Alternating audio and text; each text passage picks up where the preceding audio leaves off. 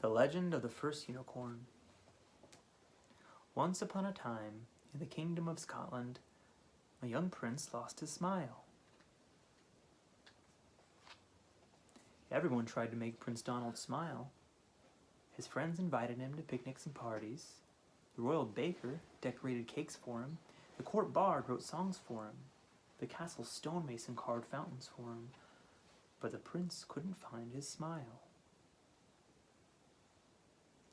The court magician hoped a new magical creature would amuse the prince. He mixed fur and feathers, scales and claws, then added a pinch of powdered starlight.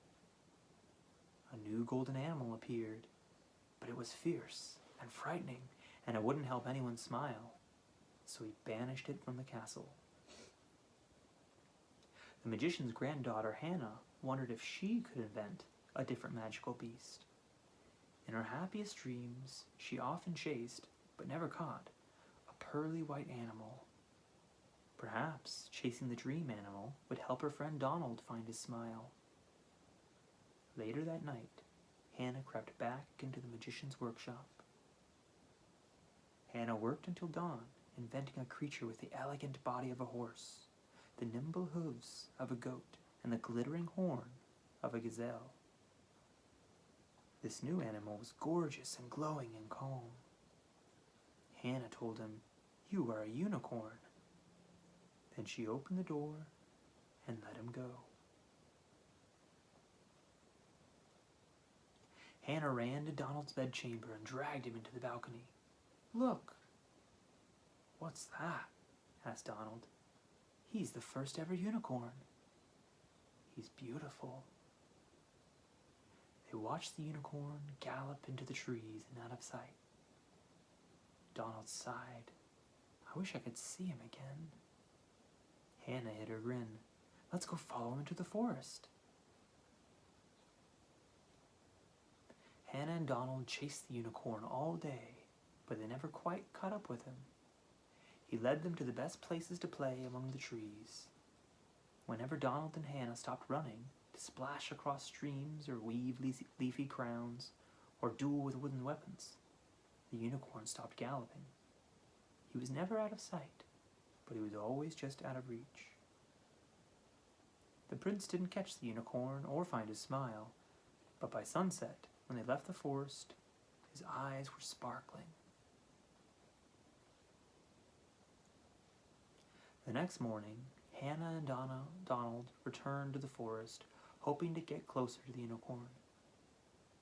They found hoofprints under the trees, but they also found marks left by wide paws, sharp claws, and a scaly tail. Hannah knelt down. "We're not the only ones following the unicorn. These tracks were made by the monstrous mixed-up lion my grandfather made."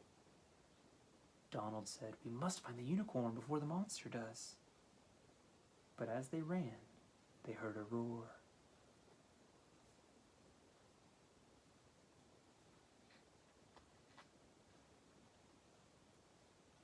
The unicorn was fighting bravely, but the winged lion was angrier and fiercer.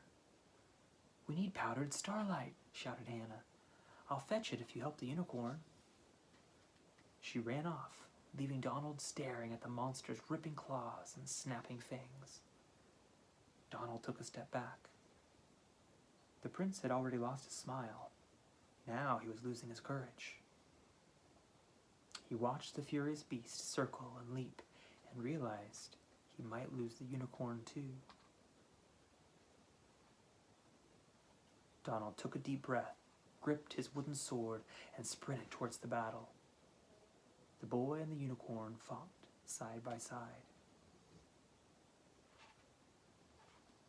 Donald and the unicorn protected each other until Hannah dashed back into the clearing. She threw a perfect curve of powdered starlight, trapping the scaly lion in a shimmering cloud. It roared once, then there was silence. When the cloud drifted away, there was no monster, just a golden cat, a lizard, and a wren. The wren darted into the trees. The lizard scampered across the forest floor, and the cat sat down to wash his paws. Donald spoke to the unicorn. The monster is gone, so now the forest is all yours. He reached out, but just before he touched the gleaming mane, he pulled his hand back, suddenly shy. The unicorn pushed his soft nose against the boy's shoulder. Donald leant his head against the warm white neck.